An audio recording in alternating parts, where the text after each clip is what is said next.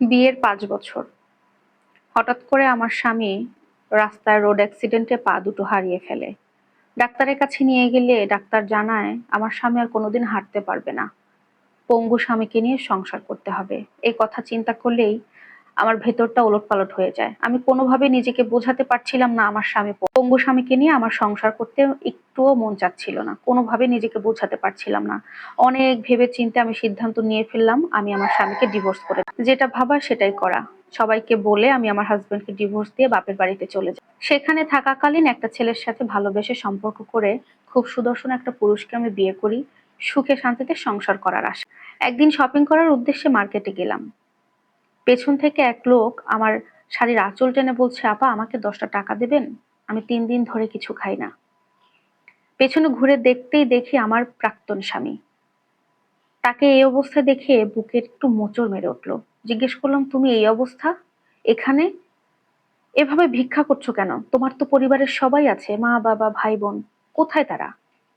তখন মুচকি হেসে সে আমাকে বলল, যে কারণে তুমি আমাকে ছেড়ে চলে গেছো, আমার মা বাবা সবাই আমাকে একটা কারণেই ছেড়ে চলে গেছে। নিজেকে খুব অপরাধী মনে হচ্ছিল সেই মুহূর্তে দাঁড়িয়ে। ওকে বললাম, আজকে চলো আমি তোমাকে খাওয়াবো। কিন্তু সে রাজি হলো না।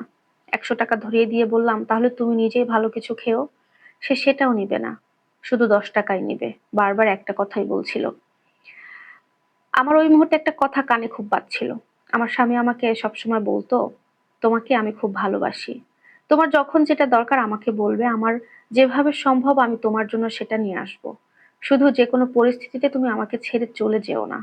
আমি তোমাকে ছাড়া থাকতে পারবো না, আমি তোমাকে অনেক ভালোবাসি। কিন্তু আমার স্বামী যখন পঙ্গু হলো ওকে ছেড়ে আমি চলে এসেছিলাম। মনে একটা প্রশ্ন হচ্ছিল বারবার, আমার যদি এমন হতো তাহলে আমার স্বামী কি আমাকে ছেড়ে চলে যেত? নিজেকে এত বেশি অপরাধী মনে হচ্ছিল, খুব খারাপ লাগছিল আমার। ওকে 10টা টাকা ধরিয়ে দিলাম, ও হাতের উপর ভর দিয়ে সেখান থেকে চলে গেল। সত্যি বলতে পঙ্গু স্বামীকে ডিভোর্স দিয়ে সুখের আশায় একটা সুদর্শন পুরুষকে বিয়ে করেছিলাম। কিন্তু আমি যে সুখে নেই। আমার বর্তমান স্বামী খুব ভয়ঙ্কর। দেখতে শুনতে সুন্দর হলেও মানুষ হিসেবে সে একদমই ভালো না। সে আমাকে প্রতিনিয়ত খোঁটা দেয়, প্রতিনিয়ত আমার গায়ে হাত তোলে। আমি এখন এমন একটা অবস্থায় আছি, না পারছি এই সংসার থেকে বেরিয়ে যেতে, না পারছি এই সংসারে পড়ে থাকতে। মরে যাওয়ার মতো অবস্থা হয়েছে আমার। কিন্তু তারপরেও আমি ধৈর্য ধরে আছি। এই ধৈর্য যদি আমার প্রাক্তন স্বামীর বাড়িতে ধরতাম, প্রথম সংসার আমার সুখের স্বর্গ হয়ে যেত। কারণ মানুষ হিসেবে এত ভালো ছিল, আমার স্বামী আমাকে অনেক বেশি ভালোবাসতো, যেটা আমি মূল্যায়ন করতে পারিনি।